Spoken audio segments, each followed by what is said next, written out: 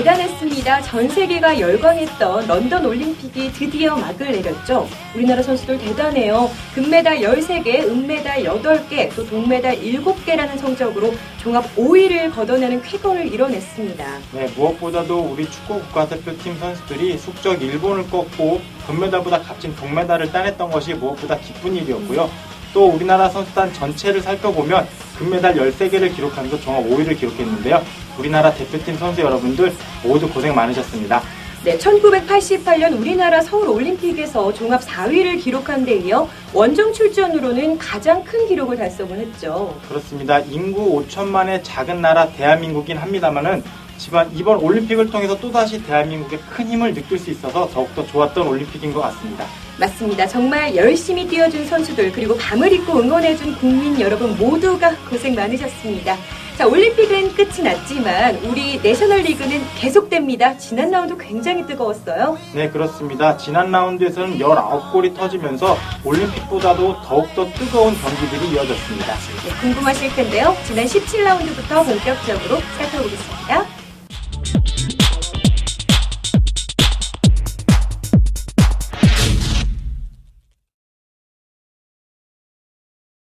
지난 17라운드 경기 정리합니다. 먼저 울산현대 미포조선과 부산교통공사의 대결이었죠. 지역 라이벌 두 팀의 대결인 만큼 정말 불꽃 튀는 경기가 예상이 됐었는데 이번에는 울산이 부산을 상대로 서력했죠? 네, 그렇습니다. 전반기 첫 번째 맞대결에서는 부산이 승리를 거뒀는데요. 오늘 경기만큼은 울산이 단단히 벼르고 나온다 싶었습니다. 울산은 전반전 2분 김호유 선수의 선제골을 시작으로 후반전 28분 김효 선수의 골까지 정말 정신없이 부산을 몰아붙였는데요.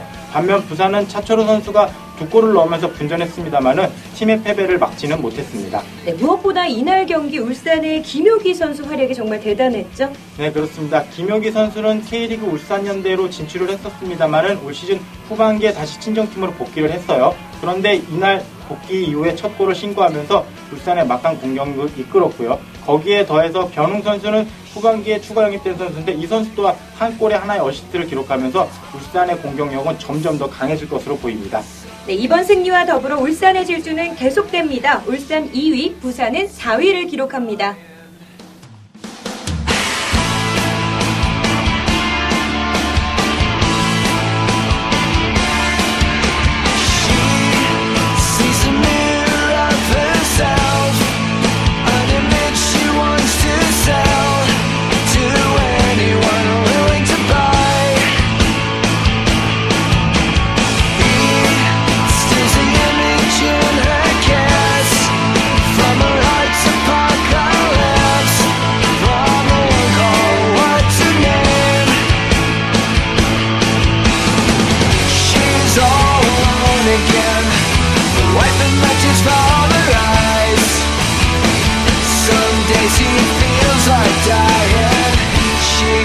So sick of crying.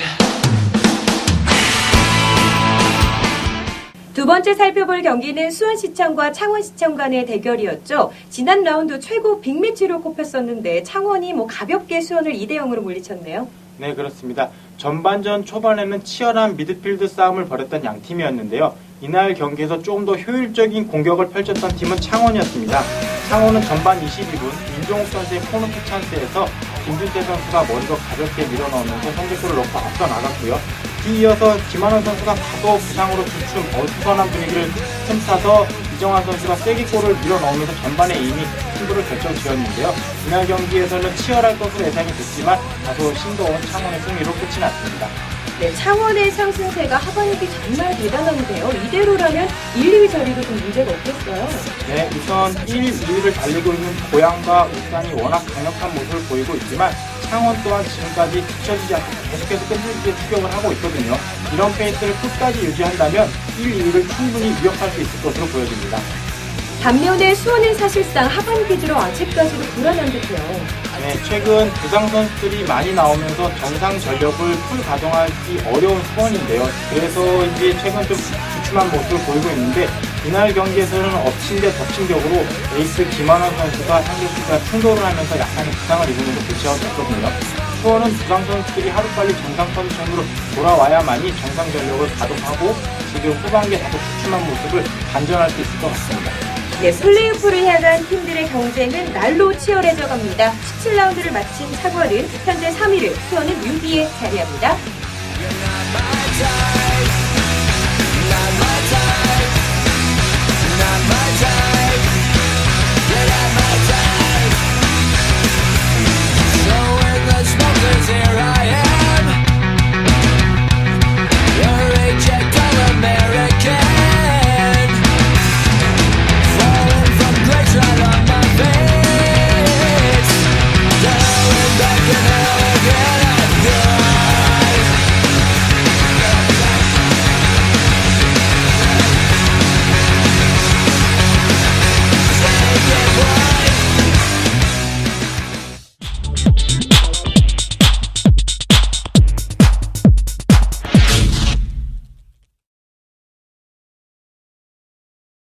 (17라운드까지) 현재 순위 살펴봅니다. 고양이 2위를 달리고 있죠. 선두 자리를 계속해 내주질 않네요. 네, 올 시즌 초반부터 계속해서 1위 자리를 굳건히 지키고 있는 고양인데요. 이렇게 1위를 달리고 있는 팀이라고 하더라도 한 번에 고비는 오게 마련입니다.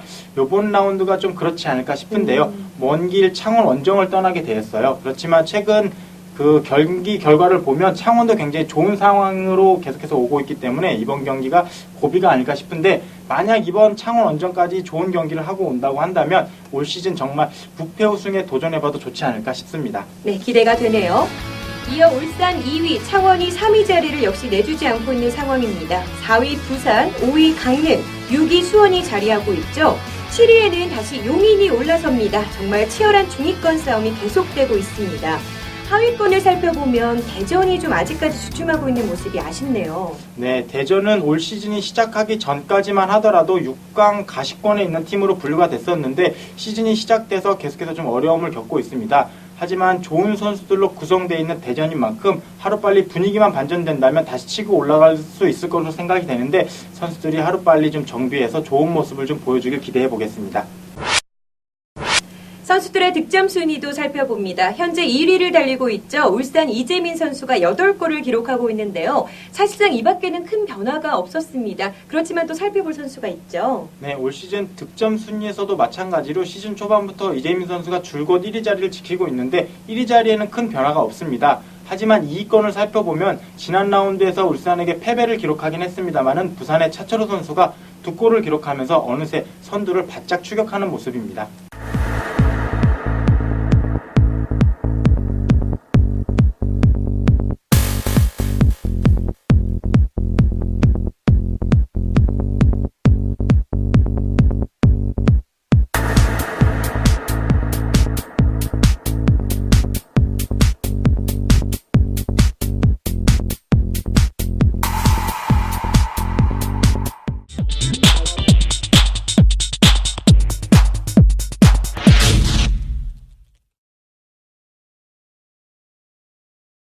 김순호 해설위원과 미리 만나보는 18라운드. 먼저 생중계되는 경기는 8월 17일 경기죠.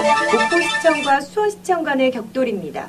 목포에게는 중위권 도약을 위해, 또 수원에게는 상위권 안전 도약을 위해 정말 승리가 필요한 시점이죠. 네, 그렇습니다. 우선 홈팀 목포시청은 6강 플레이오프 진출 가시권에 근접해 있는 상황이기 때문에 최근 다소 주춤한 모습을 보이고 있는 수원을 상대로 반드시 승점 3점을 획득해야 하는 상황이고요. 반면 원정팀 수원은 만약에 오늘 이 경기까지 패하게 된다면 올 시즌 성적을 장담할 수 없는 그런 상황까지 올 수 있거든요. 그렇기 때문에 반드시 뭔가 필승 전략이 필요할 것으로 생각이 됩니다.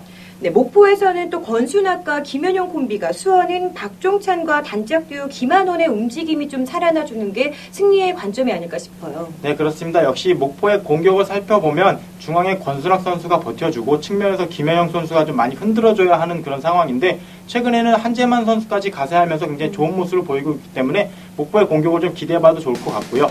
반면 수원은 박종찬과 김한원이 살아야 하는데, 김한원 선수는 지난 경기에서 약간의 부상이 있었어요. 그렇기 때문에 이 선수가 빨리 회복해야 할 것으로 생각이 되고, 박종찬 선수 또한 15, 16라운드에 연속골을 기록하면서 최근 좋은 득점 감각을 이어가고 있기 때문에 이날 경기에서 또한 박종찬 선수가 살아나줘야만이 수원이 원활한 공격을 이뤄나갈 수 있을 것 같습니다.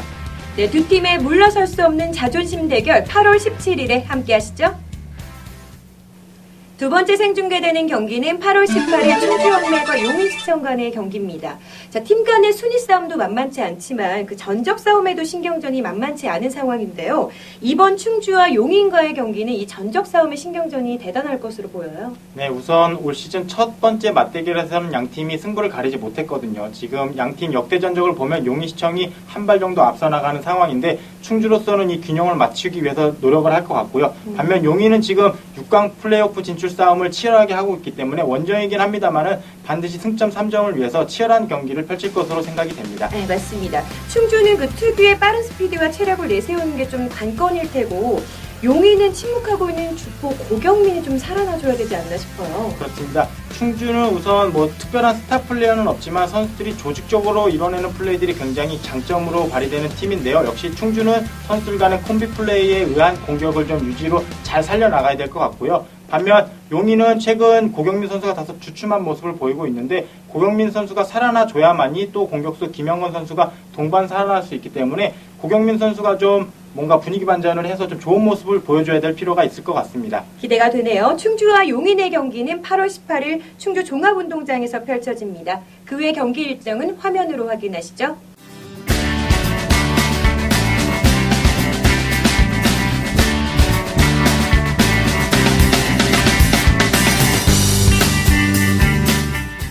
김순호 위원님, 혹시 최근 본 경기 중에 가장 기억에 남는 골 장면이 있으세요?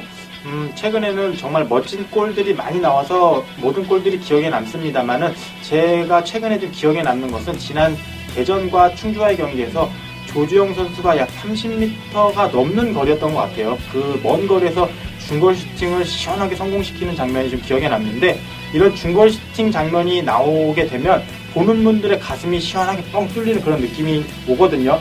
그렇기 때문에 그 조주영 선수의 골이 좀 기억에 남는 것 같습니다.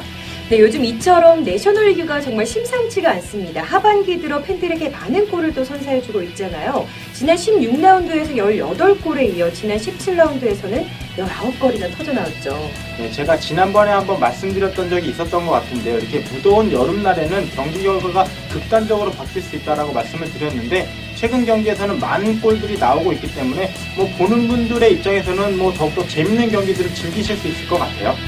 네, 이 값진 골들이 또 터져나올 때마다 정말 짜릿하잖아요. 네, 이 짜릿한 순간을 경기장에서 함께 하신다면 더욱더 짜릿함을 느끼실 수 있을 것 같고 그것이 배가 될 것 같아요. 네, 맞습니다. 이번 라운드에서도 또 어떤 멋진 골 장면이 나올지 많이 기대해 주시기 바랍니다.